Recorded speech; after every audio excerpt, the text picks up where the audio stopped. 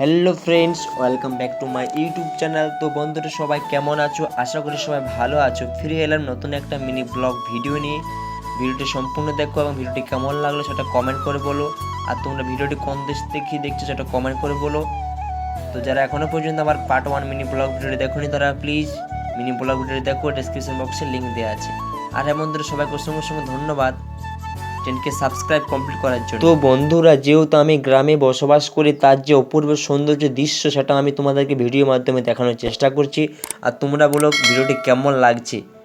যে চারপাশে যে সবুজ গাছপালা এবং তার মাঝ দিয়ে যে রাস্তা বয়ে গেছে সেটা খুব তোমাদেরকে মনে হয় ভালো লাগছে, সেটা আমি তোমাদেরকে দেখানোর চেষ্টা করছি। দেখো তোমরা ভিডিওটি, এবং যে অপূর্ব সৌন্দর্য সবুজ গাছপালা চারিদিকে গ্রামটাকে মুক্ত করে রেখেছে, এবং যে সুন্দর কাঁচা রাস্তা, আশা করছি এই রাস্তাগুলো আর দেখতে পাওয়া যায় না। এখন সমস্ত রাস্তা পাকা রাস্তা হয়ে গেছে।